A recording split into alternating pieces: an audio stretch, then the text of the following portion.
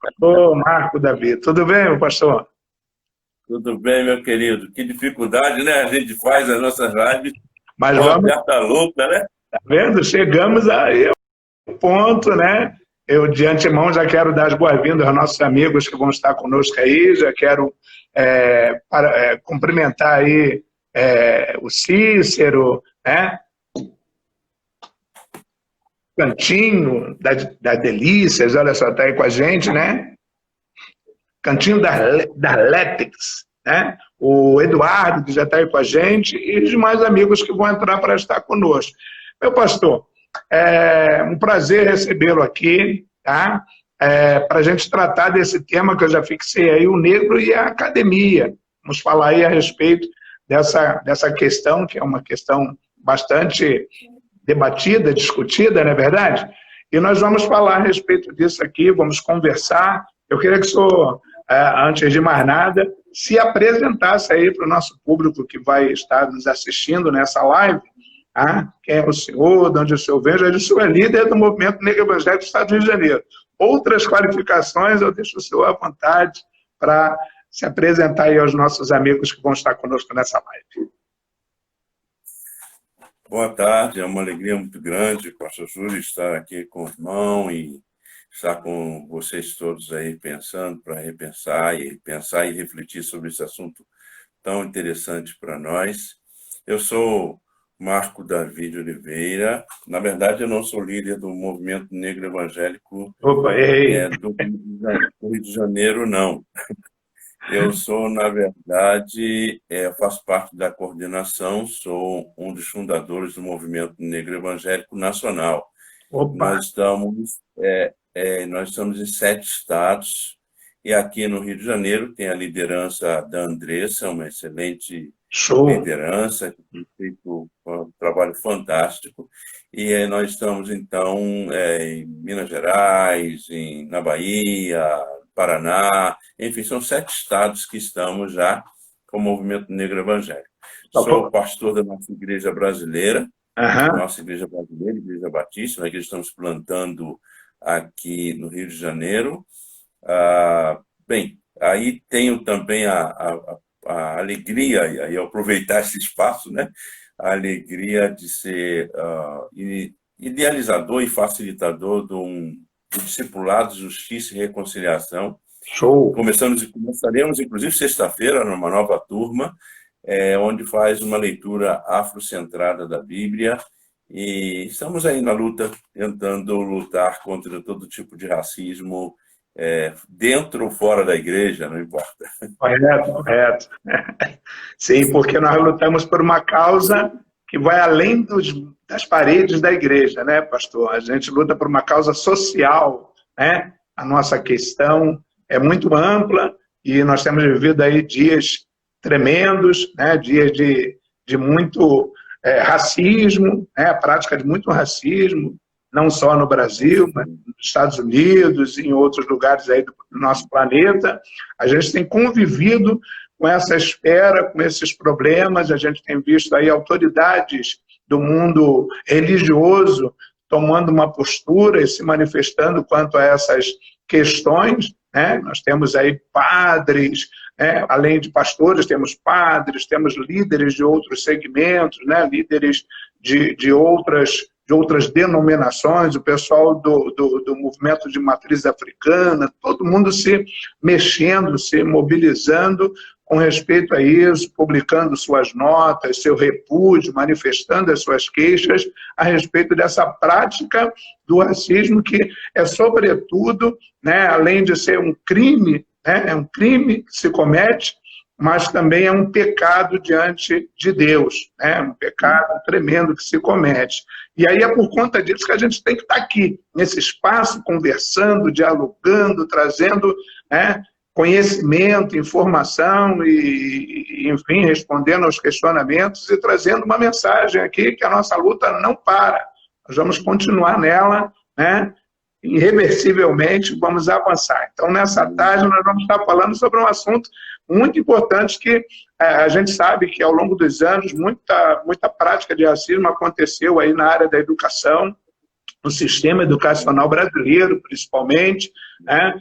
onde nós sofremos bastante, né? O preto sofreu bastante ao longo dos anos, dificuldades para ingressar numa universidade, as coisas não foram fáceis. Eu mesmo já fui ingressar numa universidade já aos 49 anos de idade, porque eu não tive oportunidades anteriores de poder cursar, de poder estudar, fui ter uma formação acadêmica já aos 53 anos de idade, hoje estamos aqui com 60, às vésperas de fazer 61, graças a Deus conseguimos um espaço, estamos aí na Universidade Federal do Estado do Rio de Janeiro, né? A UFRJ, estudando, aí podendo fazer o curso de mestrado, podendo estudar, né? E a gente vai conversar sobre isso, sobre o espaço do negro na academia, na universidade. A princípio, eu gostaria que o senhor se posicionasse a respeito desse tema, para a gente depois falar sobre questão de cota, falar sobre outras coisas, que o senhor desse aí um parecer a respeito disso, já se posicionando. Fique bem à vontade, pastor, que a gente está aqui hoje para ouvir o senhor falar a respeito disso, a gente vai estar conversando bastante. Os nossos ouvintes que já estão entrando aí, conhecidos meus e conhecidos seus, podem fazer perguntas que nós estaremos aqui, né? Acho que eu não souber, o pastor Marco com certeza domina, vai estar matando no peito, chutando para gol e respondendo a esse questionamento. Fala aí, pastor. Se eu não souber, eu passo para o irmão também. Bom, esse assunto é um assunto realmente muito interessante, já tem alguns livros relacionados a isso, tem o Negro na Universidade, é um livro fantástico, agora não me vem à memória, estou tentando encontrar para ver se está por aqui perto de mim, mas não vem à memória. Não vem à memória o autor. A gente tem vários livros abordando essa questão, porque, na verdade, as cotas, no curso que a gente faz, a gente conversa sobre a Bíblia e as cotas. E a gente vê o quanto as políticas de ações afirmativas estão presentes na Bíblia. Mas eu não vou falar aqui, porque senão ninguém vai querer fazer o curso, né? Então, eu vou deixar para o curso. Mas as políticas de ações afirmativas, que são, na verdade, políticas, eu vou dizer, no mínimo, políticas de reparação, para tentar reparar os quase 400, praticamente 400 anos de escravidão no Brasil, certo. E pós-escravidão também, né? Mesmo pós-escravidão, os negros tinham uma dificuldade tremenda de estudar, possibilidade de estudar. Então, as políticas de ações afirmativas, que são não só políticas raciais, mas também sociais, e aí tem aquelas que são sobrepostas, não é? que são sociais, e das sociais tiram as raciais, tem as universidades.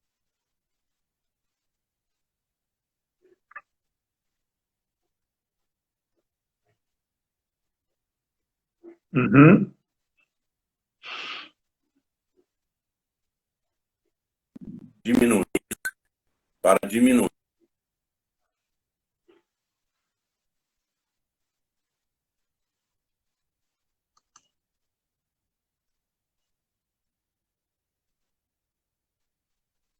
Travou um pouquinho agora, pastor, mas a gente está junto aí, tá? Continuaremos respondendo aí as questões. Apareceu. O irmão tinha subido, estava tudo escuro e tal, né? Então eu fiquei pensando que o irmão tinha sido arrebatado e eu tinha ficado. Eu estava muito preocupado com isso. Mas, então, as políticas de ações afirmativas, elas são fundamentais para a diminuição da desigualdade no Brasil. A desigualdade no Brasil, ela é produzida, para mim, por causa do racismo. Todas as políticas feitas neste país são políticas que me chama de políticas de morte, necropolíticas, né? Então, as necropolíticas, elas exerceram uma função durante toda a história do Brasil. E dentre essas necropolíticas, tinha o impedimento também do preto e da preta estudarem.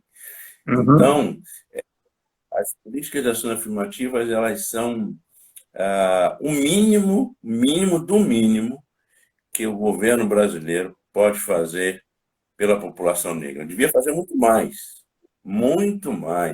porque os negros trabalharam nesse país sem receber absolutamente nada. Então, e aí não é comiseração, não é ficar olhando para o retrovisor, a gente não pode deixar olhar o passado, porque o passado traz hombridade para o presente. A gente não pode deixar de olhar para a história, porque a história mostra os resquícios e as consequências do que foi feito lá atrás hoje. Então, a gente não precisa, como tem gente aí defendendo de que a gente só tem que olhar para frente, só olhar para frente. Não, a gente precisa olhar para frente, sim, olhar para frente, mas a gente precisa reivindicar a falta de justiça que foram realizadas para que um grupo de pessoas não pudesse estar à frente da mesma forma que outros estão. Não é? Então, é como se a gente tivesse concorrendo com alguém com Fusquinha e alguém com uma Ferrari, né? Então, é inadmissível. A gente precisa, sim, dessas políticas, porque essas políticas já foram usadas, inclusive, para filhos de fazendeiros. A lei do boi, por exemplo, que foi criada para os filhos de fazendeiro. Houve políticas, houve cotas para a chegada dos europeus no Brasil no tempo da ideologia do branqueamento, não é? Chegavam subsidiados pelo governo, tanto os italianos, portugueses, alemães, chegaram subsidiados pelo governo, receberam terras. E tem muitos desses que falam contra as políticas de ações afirmativas, têm em sua história pessoas que chegaram nessa circunstância sendo subsidiadas pelo governo, gente que é descendente de italianos, gente que é descendente de alemães.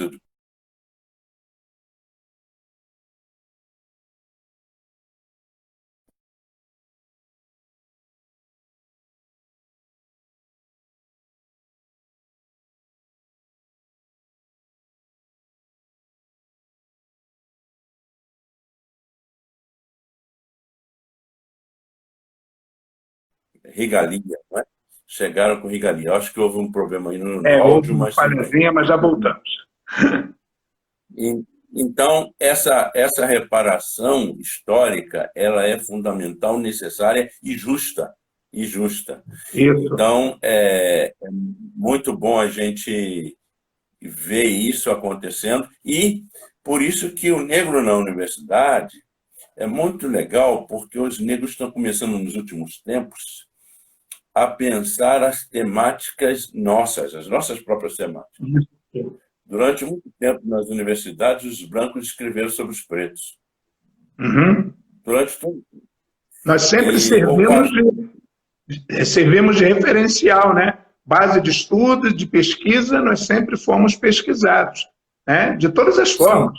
Né? Religiosamente, todos os segmentos religiosos, nós fomos pesquisados para saber qual era o nosso posicionamento, né, dentro das questões institucionais, estruturais, né, religiosas. Durante muito tempo, a academia usou desse fim. Hoje, nós podemos estar na academia nos debruçando para falarmos sobre nós mesmos, falarmos sobre as nossas histórias, as nossas experiências, né, e compartilhar com demais pessoas na sociedade. Exatamente. Então, por isso que é muito importante, primeiro porque a universidade pública ela devia ser para os pobres e, portanto, para os pretos indígenas. A universidade pública deveria ser para os pobres. E os ricos poderiam entrar por cotas. Eu penso que deveria ser o contrário, né? Mas quando eu estudei na UERJ... Travou um pouquinho, mas já volta já. Segura aí, pastor. Deu uma travadinha, mas eu já volta já. A gente vai falar sobre cotas, né? Vai falar sobre o ingresso, sobre a lei 12.711/2012, que fala a respeito justamente das cotas, né? Que é a lei das cotas. A lei das cotas é... 12.711/2012, né, que fala a respeito das cotas. Temos aí no Brasil 59 universidades federais e 38 institutos federais, né, espaços para o ingresso dos pretos, né, que os pretos procurem o seu direito, procurem exercer o seu direito no ingresso à universidade. Eu tive o prazer de não depender de usar a cota. Eu entrei agora recentemente, esse ano, comecei o mestrado na FRJ, participei do sistema... Só um pouquinho. Pastor, Pois não. O irmão disse, eu tive o prazer de não usar a cota. Sim. Eu acho que a palavra não deveria ser essa, porque quem usa a cota tem que ter o prazer em usar a cota. Porque é direito. Sim, sim. É direito. Mas eu fiz. Né? Mas eu fiz. A gente não pode. Sim, mas eu fiz. Deixa eu justificar. Eu digo que foi um prazer, porque eu entendi que eu deixei um espaço para mais um preto poder ingressar. Entendeu? Seria direito. Mas aí eu achei por bem não fazê-lo para poder deixar espaço para que um outro mais jovem, um outro preto, com menos possibilidade, de repente, pudesse ingressar. Então eu fui, encarei de frente e consegui ser vitorioso. Graças a Deus, conseguimos vencer e conseguimos ingressar. Entende? É por isso que eu falo com prazer. Entende? Mas o prazer realmente deve ser esse, de usar aquilo que tem direito. E o conselho para os nossos, né, nossos irmãos, nossos amigos pretos que procurem ingressar e procurem fazer uso, né, de um direito que lhe é concedido, embora através de uma lei, mas lhe é concedido. Então, uma das coisas que a gente pode pensar, é claro que tem muitos problemas, estão fazendo tudo para terminar com as cotas nas universidades, terminar com o Enem. A gente está numa situação extremamente limítrofe nesse país, e a gente realmente tem perdido os nossos direitos em várias instâncias. Agora, é muito interessante pensar que algumas pessoas, infelizmente, têm se aproveitado disso. Eu fiz um estágio lá em São Paulo, eu fiz um estágio, nos 16 anos que morei lá, eu fiz um estágio para a formação de História, e no colégio onde eu estava, era interessante porque eu vi muitas pessoas que estudaram no colégio particular a vida inteira, e aí no último ano do ensino entrava no colégio público para entrar pelas cotas sociais. Então, a corrupção nesse país, ela está na instância federal e tal, mas, infelizmente, também ela está na engrenagem do nosso povo, né? Sei lá, uma coisa muito estranha.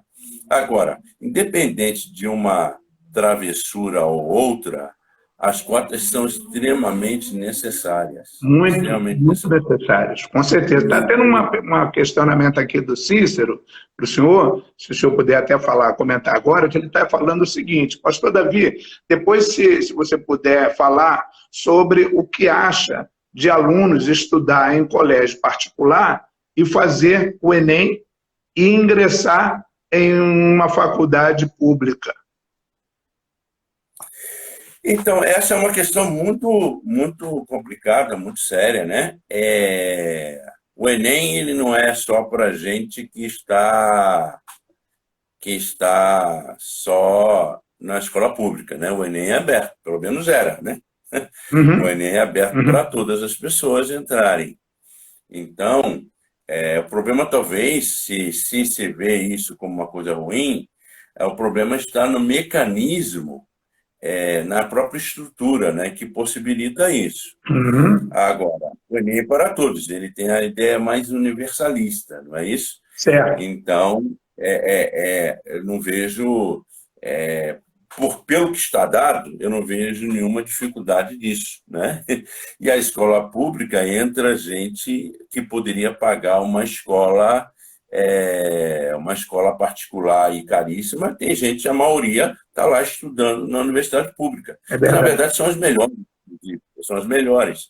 Então, tem muita gente rica que poderia estar pagando 3, 4, 5 universidades, que tem dinheiro para isso, e está lá tomando lugar das pessoas mais pobres. Se é que ele pode dizer que tomando lugar. Mas ela é pública. É uma universidade pública. Como universidade pública, ela tem possibilidade de entrar todas as pessoas. Uhum. A questão é que as políticas de ações afirmativas é para diminuir esse espaço, porque a maioria das pessoas que entram são pessoas ricas e pessoas que estão numa situação completamente diferente. Geralmente, essas pessoas que entram nas escolas, nas universidades. Uhum. Então, as cotas são necessárias. Agora, é um sistema que talvez tenha que mudar por completo, né? Talvez tenha que mudar por completo. A escola não tem jeito, eu sei que as pessoas estão colocando aqui, mas a universidade pública ela tem uma questão universalista, de abraçar todos, né? A questão é que não abraçava todos, porque os pretos não entravam e os pobres não entravam, ou entravam com muita dificuldade, né? Então, o que está sendo abrindo agora não é tirando a possibilidade de quem está de colégio particular ou de entrar na universidade pública. A questão é o contrário, é dar acesso a quem está na escola pública, quem é negro, quem é indígena. Essa é a ideia, pelo menos é assim que eu compreendo, né? Mas é só uma opinião, né? É só um esclarecimento, não sei. Pastor Davi, nós estamos no tempo, né, que o estudo era outra história, mas as dificuldades sempre existiram, né? Sempre foram enormes. Eu, por exemplo, estudei numa escola particular como bolsista. A minha família era numerosa, meu pai tinha 8 filhos, e nós tínhamos essa graça de ganhar sempre uma bolsa, tinha bolsa para a gente. Nós estudamos 8 irmãos, estudaram no mesmo colégio, o primário, o antigo primário e o ginásio. Tá? Nós estudamos dessa forma. Nos 2 últimos anos do meu ginásio, 7ª e 8ª série, eu tive que trabalhar para poder pagar o restante do estudo, porque a bolsa acabou. A bolsa acabou. Eu tinha 15 anos de idade, tive que trabalhar, né, aos 15 anos de idade, carteira assinada, tinha salário de menor naquela época, e eu tive que trabalhar porque meu pai não tinha condições, éramos 8 irmãos, sustentar os 8 irmãos já não era fácil, eu já trabalhava desde os 10 anos ajudando ele, né, aqui e ali, lá, carregando carrinho na feira, vendendo picolé, um pastel na barbearia, era desse jeito, né? E a gente nasceu, foi criado ali no Morro do Cariri, em Olaria. Então a gente teve todas as dificuldades da vida. Nascemos num barraco de madeira, de tábua de 3, né? Com telha francesa, carregava água na balança, né? Nossos ancestrais mesmo. Vivi essa tensão na minha infância. Até a adolescência eu vivi isso, carregando muita água para lá e para cá, 2 latas de vinho, buscar longe, não era fácil. Uma vida enchida de galões de 200 litros, a coisa era desse jeito. E ainda chegar, depois de tudo, tem que fazer o restante do serviço da casa para ajudar a mamãe e papai a criar os irmãos menores e tal. Foi desse jeito. E o estudo foi com muita dificuldade, a gente conseguir vencer passar por aquele ensino fundamental, que naquela época, inclusive, a gente tinha um primário mais duradouro, eu tive que fazer o 6º ano, a admissão ao ginásio, né? Foram 10 anos de ensino fundamental, não era fácil não, hoje o tempo está mais reduzido, mas naquele tempo era dessa forma, eu tive essa possibilidade, mas fui pagar os 2 últimos anos do meu ginásio, né? Tive que trabalhar, tive que ser assalariado, buscar ser assalariado para poder estudar. Perdia sempre o primeiro tempo de aula porque não chegava na hora, não dava tempo. E aí, depois disso, não tive mais condições de avançar por falta de espaço, vagas nas universidades públicas, naquela ocasião. Eu estou falando de anos 70, né? Início de anos 80, final de anos 70, tal, por ali. Estou falando dessa ocasião. As dificuldades eram imensas. E aí, hoje, já existe toda essa possibilidade, né, de se ingressar. Hoje existem as cotas, que foram criadas em 2012, daí a gente deixa aqui o conselho, né, para os nossos irmãos, para os nossos amigos, para os negros, para os pretos, né? Busquem exercer o seu direito. Então, o senhor viveu esse tempo, pastor, o senhor viveu essa ocasião, que eu sei que eu sou em parelho aí com a minha idade, o senhor é mais jovem que eu um pouquinho, mas... Bastante, sou de uma geração anterior. Na verdade, 54, né? Na verdade, estou aqui numa geração um pouco antes, né? Mas não passei coisas muito diferentes. Essa coisa de, né, que você colocou, de carregar água, essa relação toda, ter que estudar para trabalhar, ou ter que trabalhar para estudar e tal. Essa é uma coisa que a gente vivenciou muito. E eu admiro muito a garotada de hoje.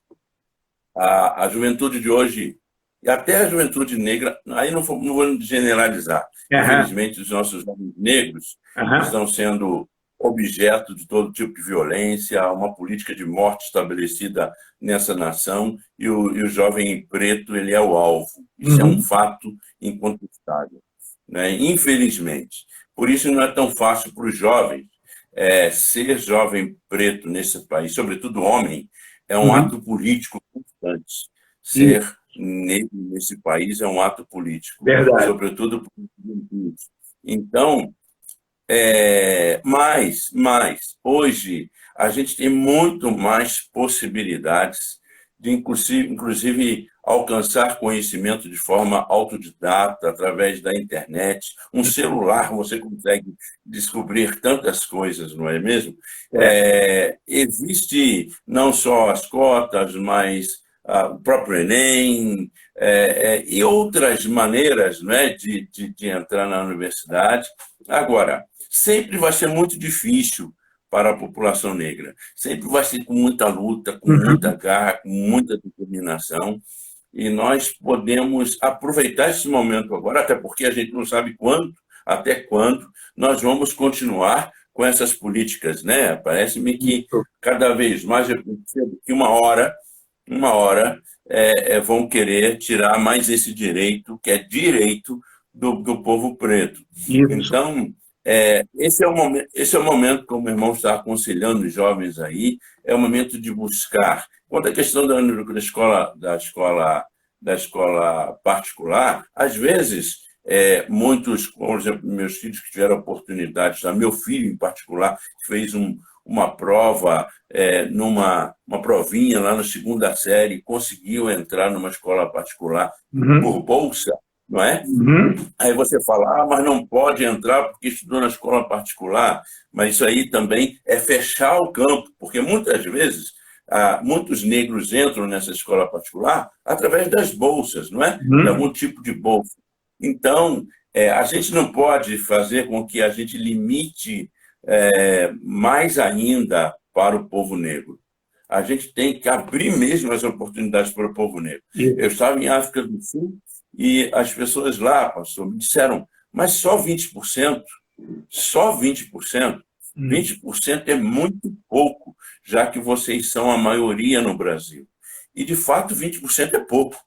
Mas esses 20% já causou um frisson muito grande nesse país, porque hoje, embora muito pouco ainda, mas a gente ainda já consegue ver negros e negras em algumas instâncias de poder, é bem pouco, muito pouco, mas a gente já consegue ver a juventude se formando mais e tal. O problema da cota, para mim, pastor, ela resolve a questão da entrada. Às vezes é a saída, porque o indivíduo sai e, às vezes, ele não consegue emprego. Então, ele cai na empregabilidade e volta a questão racial sobre ele. Quer dizer, ele pode estar lá estudando, fazendo uma excelente universidade, mas, quando ele sai, ele volta a ser preto. E aí, as empresas dificultam a entrada dos pretos em setores de poder, não é? Então, a coisa não fica só na educação. Tem que haver toda uma mudança de estrutura. E a nossa luta tem que ser através da questão da educação, mas também a mudança de estrutura. Exigir, por exemplo, que as empresas tenham, sim, políticas de inclusão racial. Tenham políticas de inclusão racial. Porque a maioria das empresas não estão preocupadas com isso, não querem nem saber. E quando a gente olha as empresas imensas, grandes deste país, a gente não consegue ver a população preta nos lugares que deviam estar, na liderança. Creio que, acho que 5 ou 7% das grandes empresas, 5 ou 7% na liderança, na diretoria e tal, são pessoas negras. Não é? Então, a gente tem que mudar toda a estrutura. A cota resolve a entrada. E aí, muitas vezes, não resolve também a permanência. Embora tenha uma bolsa, que entra pela cota recebe uma bolsa, mas, às vezes, nem sempre resolve a permanência. Porque o indivíduo tem que trabalhar, tem que correr atrás, tem que fazer tantas coisas, não é? Para além de dificuldades. Então, a coisa é muito maior do que a gente possa imaginar, eu creio. Isso. Eu quero informar, aproveitar o espaço aqui que a gente está nessa live, informar que existem vários critérios, né, para cuidar, para acompanhar a implementação dessa lei, né, o cumprimento dela e cuidar dessa questão da permanência. Existe todo um processo que os nossos irmãos podem se informar, porque as informações estão aí no site do Ministério da Educação, que mostra a lei, né, que nos faculta esse direito, com todas as suas implicações, né? Como você deve usar, como você deve dispor, né, das informações que ali constam para você poder exercer o seu direito. Isso é fundamental, é muito importante. Com respeito ao que o senhor falou agora há pouco, com muita propriedade, é preciso que hajam políticas públicas, né, para abrir mecanismo no sentido de haver espaço, haver condições realmente dos negros ocuparem mais espaços, espaços que estão aí ociosos, ou seja, com ausência de negros em determinadas funções, em determinados cargos, e os negros que lá já estão hoje na universidade já conseguem comprovar, né, taxativamente, sua qualificação para exercer tais funções. Então, fica aqui a nossa cobrança com respeito a isso, que a gente possa buscar isso de fato, e fica aqui a nossa cobrança, principalmente para aqueles negros, né, para os pretos, nossos irmãos, que já chegaram a ocupar algum cargo de destaque, que nós temos aí um número, né, estava assistindo essa semana até uma live onde o participante falou os números a respeito de quantos deputados nós temos, se eu não me engano foi o Ivani, professor Ivani, Babalô Ivani, que comentou, ele tem domínio sobre essa questão, né, a quantidade de pretos que estão já ocupando lugares de destaque na política do Brasil, tanto na federação, quanto no estado, quanto nos municípios, pretos que conseguiram chegar ao poder e chegar a uma situação que podem legislar essas demandas e essas questões. A gente chama atenção aqui, porque isso, infelizmente, não tem acontecido. Eles têm chegado a esse espaço, mas eles esquecem que são pretos e se embranquecem, né? Isso é um problema terrível. Fica aqui a minha queixa, a minha colocação. O que o senhor acha disso, pastor? O que você está colocando é muito interessante. Eu estava me lembrando quando nós estivemos com a Educafro lá em Brasília, fizemos 3 dias de greve de fome, porque já havia passado as cotas na Câmara e iria para o Senado. Para ir para o Senado, precisava de 7 votos. Precisava de 7 votos. E, à época, não caminhava a coisa. E fomos, então, com a Educafro, Frei Davi e a garotada. E lembro que nós fizemos 3 dias de fome. Paulo Paim, ele dizia para a gente, aguente mais um dia, para que a gente pudesse, para que ele pudesse, as articulações dele, ter os 7 votos. E, graças a Deus, foi uma experiência maravilhosa quando nós entramos lá no Senado, numa das salas do Senado, e nós ouvimos discursos de alguns deputados, na época, inclusive o Suplicy e outros, votando, referendando, para que levasse ao plenário. Então, teria que ter esses 7 votos para que Paulo Paim pudesse levar ao plenário, e levou, e graças a Deus tudo foi aprovado. Depois, o grupo teve que voltar lá para que pudesse ser sancionado, porque estavam dificultando a sancionar, assinado uma vez, e o grupo depois teve que pressionar de novo. Então, a luta para as cotas foi uma luta muito grande. O movimento negro participou ativamente. A gente tem cotas hoje, a gente tem que agradecer a Deus pela existência do movimento negro, porque várias organizações do movimento negro estiveram presentes, lutando bastante para que as cotas existissem. Portanto, acho que é muito interessante o que o irmão falou, quando os pretos chegam, não só como na área política, né, mas também nas empresas, a gente tem que sempre a gente tem que perceber que a gente faz parte de uma comunidade. Eu tenho essa compreensão cada vez mais. Eu acho que a teologia africana tem me ajudado a entender cada vez mais isso. Essa ideia de que eu sou o que sou na comunidade. Eu nunca estou sozinho.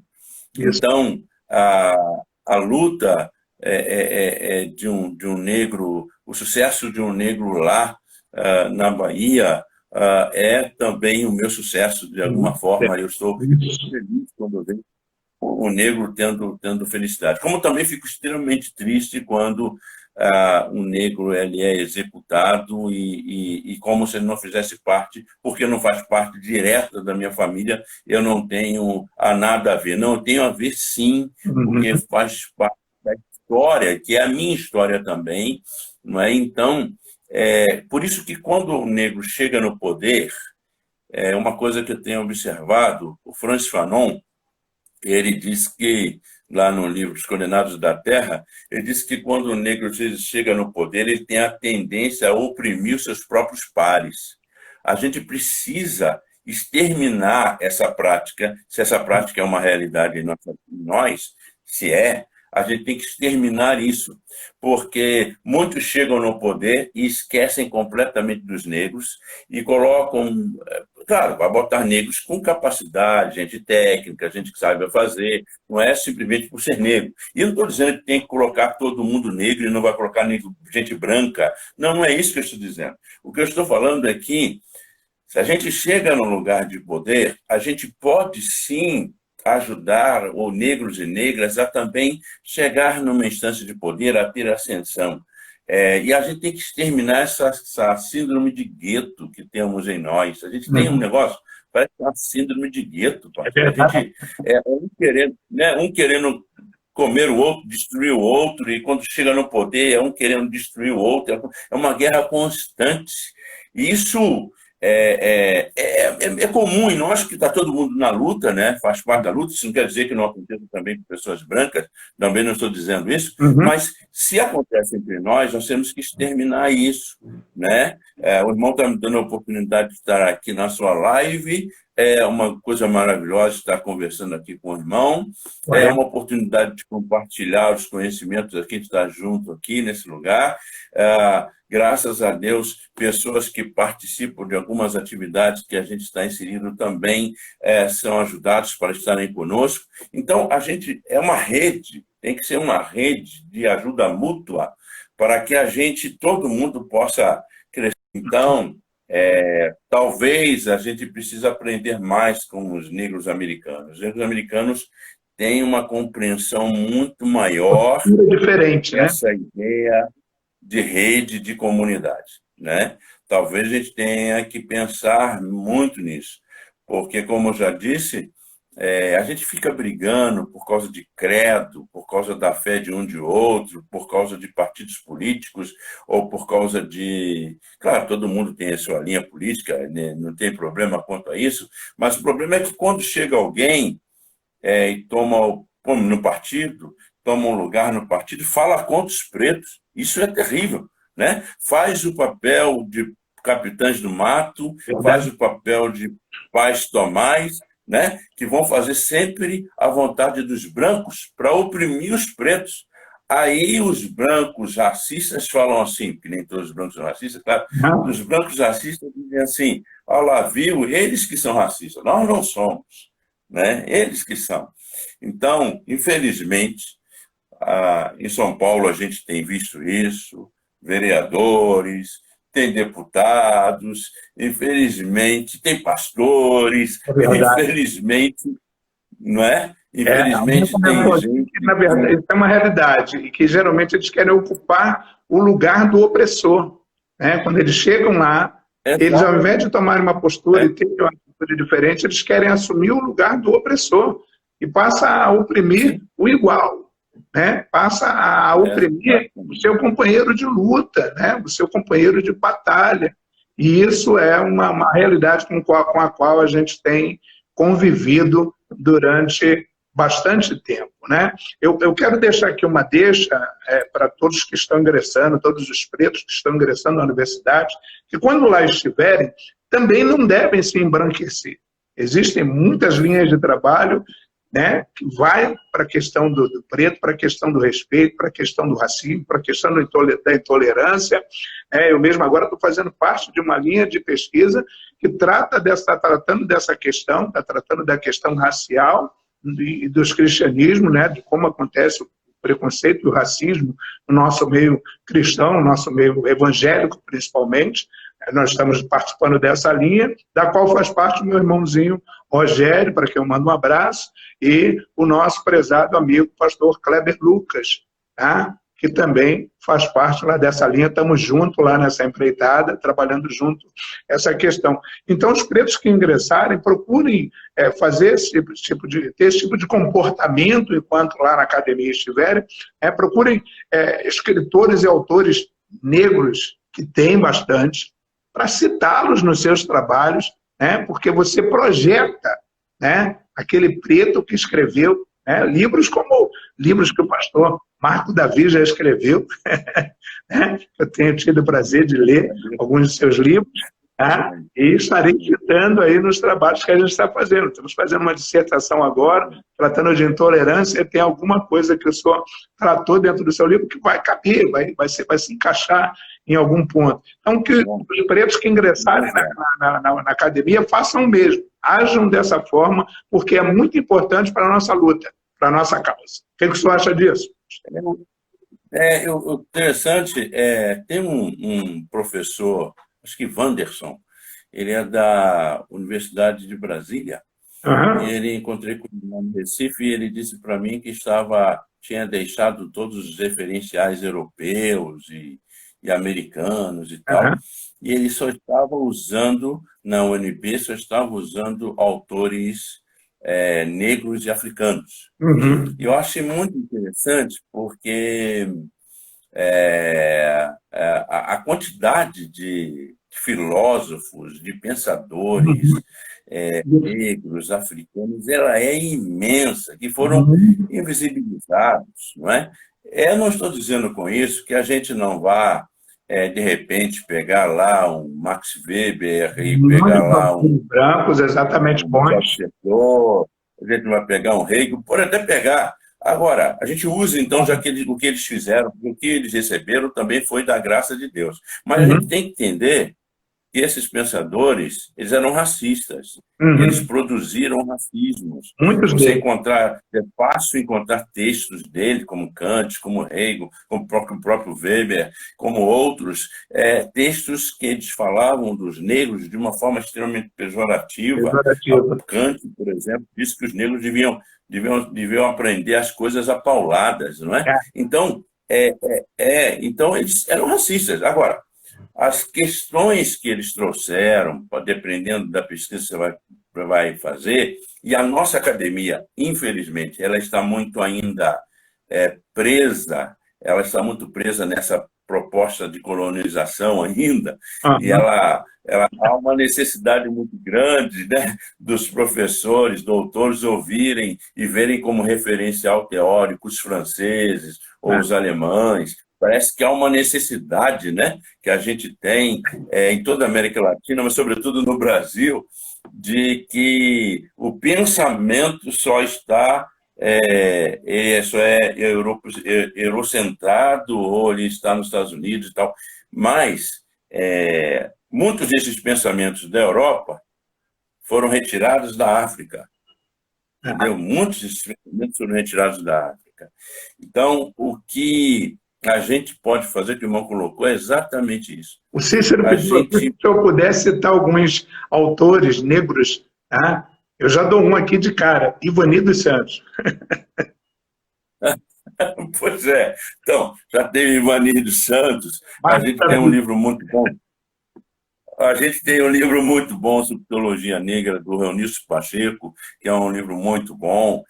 Pensando nesses que estão aqui com a gente, né?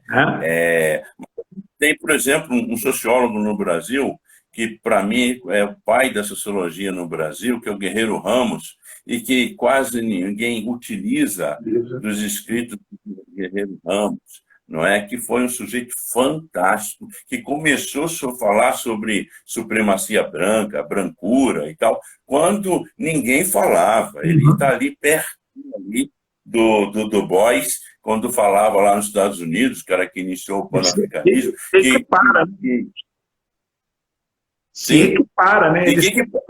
Equipara, não fica, não está abaixo, não. Um excelente texto do Guerreiro Ramos e muitos outros que produziram coisas extraordinárias em nosso país. Você vê os textos de Abdias do Nascimento, você vê tantas coisas boas nesse país, de pessoas pretas falando a respeito deles mesmos, de nós mesmos, que falam com muito mais propriedade, porque sentem, sabem mesmo do que estão falando. Então, a gente pode... Exatamente. A gente pode usar outros textos. Estou dizendo aqui, também não vamos afunilar e dizer criar um novo gueto, né? Leopold Senghor, ele dizia uma coisa muito interessante, que existem dois perigos para nós negros. Ou é a universalização, ou a gente fica universal demais, ou a guetização, quando a gente fica fechado demais. Então, a gente tem que evitar a universalização e a guetização. Então, aprender com aquilo que eles escreveram, mas não ficar embranquecido só no pensamento eurocentrado, estadunidense. Não abandonar a sua identidade, né, pastor? Não abandonar a sua identidade. É isso? Exatamente. E escrever nas universidades sobre nós, escrever mesmo sobre as nossas questões em todas as áreas, porque nós sabemos de nós. Nós sabemos que nós experimentamos. Nós sabemos que nós sentimos e nós podemos escrever. Nossos ancestrais viveram, né? Recuperar o que os nossos ancestrais viveram, não é verdade? Então a gente precisa transmitir esse recado, passar essa coisa. Tem muita coisa que ficou escondida, ficou camuflada, ficou embaixo do tapete. Nós temos que trazer a existência, né? Trazer a evidência das coisas que aconteceram. Temos que ter essa postura. Sim. E eu acho que isso é importante porque a gente está no momento que a gente tem que entender que ninguém vai abrir as portas facilmente para nós. Não vai. O próprio Frantz Fanon, ele diz que o colonizado tem que vencer a colonização através da violência. A gente não precisa chegar à violência. Eu até, né, obviamente, não vou concordar especificamente com a violência, embora eu tenha entendido o que ele fala no livro. Mas a gente precisa, muitas vezes, arrombar a porta. Então, o irmão está fazendo lá na universidade, o irmão passou pelos trâmites legais de forma correta, como todo mundo, mas a presença do irmão lá na Universidade Federal do Rio de Janeiro é um ato político. A presença do Ivani lá naquele lugar é um ato político. A questão é que muitos chegam neste lugar e esquecem dos seus pares. Eu não tenho nada a ver com eles, porque eles não fazem parte da minha história. E é muito interessante ver o que o Ivani está fazendo. Eu tenho realmente uma admiração muito grande, porque ele não esquece de quem ele é. Além de ser uma pessoa negra e tal, ele é uma pessoa política também, obviamente, mas ele tem a compreensão de que, estando naquele lugar, e como professor daquele espaço, ele tenha dado tanta oportunidade, aberto as portas, sem fazer nenhuma maneira coisas erradas, não. Mas ele tem aberto as portas sem para que... trazer outros pretos para o meio. Trazer outros pretos para o meio. É isso. Exatamente. Porque a universidade, quem vai ganhar com isso é a universidade. A universidade está ganhando muito com a presença dos pretos e pretas nelas. Então, por isso que o processo de cotas foi muito importante até para os brancos que estavam lá, porque eles estão aprendendo coisas que eles não sabiam. Porque quando eles nos ouvem não de um lugar qualquer, eles ouvem de um lugar de gente que tem a vivência e a experiência de ser negro no Brasil. Exatamente. O Cícero está perguntando qual autor eu citei. Professor Ivani dos Santos, tá? Professor Ivani dos Santos, Babalaú. Ele escreve sobre intolerância religiosa, tem aí um livro aí sensacional, Marchar, né? Não é Caminhar, muito interessante, entre outros trabalhos que ele produziu. Tá? Muito bom, e traz assuntos interessantes que podem ser referencial para o seu trabalho, para o seu TCC, para a sua dissertação, para o trabalho que você estiver fazendo. Tá bom, Cícero? Passa adiante aí. Vai lá, pastor. Aí não esquece também a religião mais negra do Brasil, a religião mais negra do Brasil, do Marco Davi, a Bíblia e as Cotas, e também o Caminho de uma Favela, Fé e Transformação Social. Esses livros que a gente tem trabalhado. Mas a gente pode utilizar de Attili Mbembe, a Lélia Gonçalves, a Angela Davis, a Bell Hooks, tem tanta gente boa, pensando assim nesses que estão lá fora, né? Mas aqui dentro mesmo, tanta gente que está escrevendo. O Ney Lopes escreve coisas extraordinárias, tem mais de 30, mais de 40 livros, escreve coisas extraordinárias também. Tem tantas pessoas negros e negras, escrevendo coisas maravilhosas que a gente pode pegar e avaliar com uma profundidade. Eu estava lendo de uma, eu não lembro agora o nome dela, rapaz, mas acho que era Denise, esqueci o nome da... Mas que texto fantástico, fantástico. Ela está no Canadá agora, está estudando, é professora no Canadá, e ela era aqui do Rio de Janeiro, está professora no Canadá, assistiu uma palestra fantástica, uma filósofa extraordinária, uma cabeça extraordinária. Então, a gente pode aprender com os nossos pretos, sim. Agora, sem guetização, achar que somente os pretos podem falar também. Existem brancos que podem nos servir, né?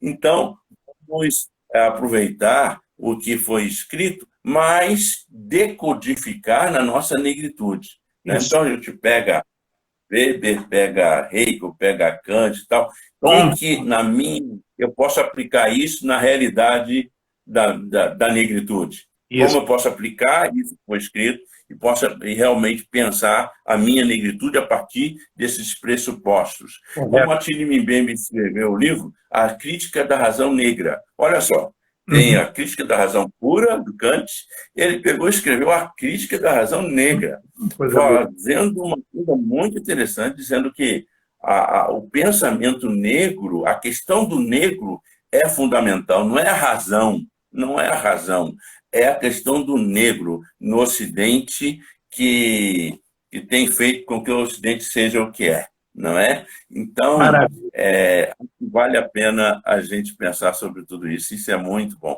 E entrar na universidade e fazer com que a Casa Grande venha pirar, e a Casa Grande vai pirar com a negrada que vai estar na universidade.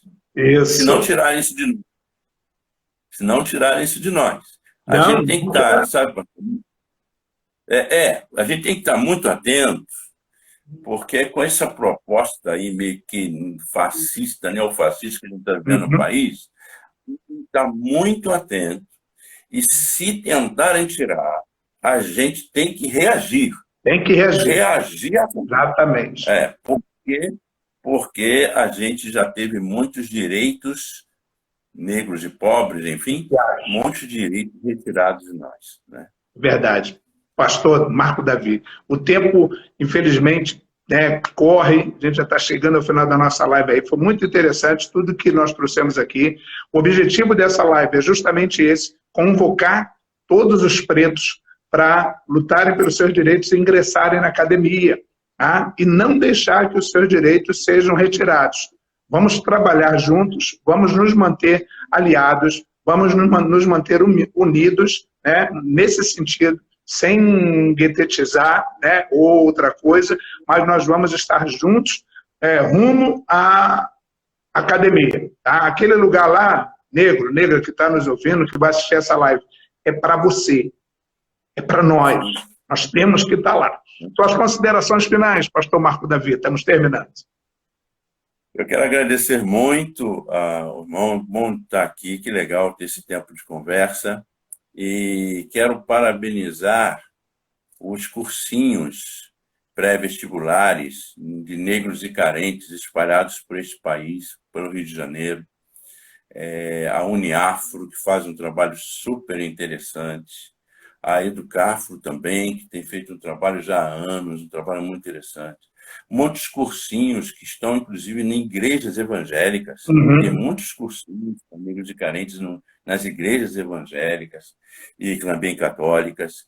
Então, eu agradeço a Deus pela determinação dessas pessoas, vários professores que estão dando aula nesses cursinhos. Parabéns a vocês. E, como disse o pastor Júlio, de fato, a universidade é o nosso lugar. Aliás, o nosso lugar é onde nós queremos estar. Isso. Ninguém deve determinar o nosso lugar. Ninguém deve determinar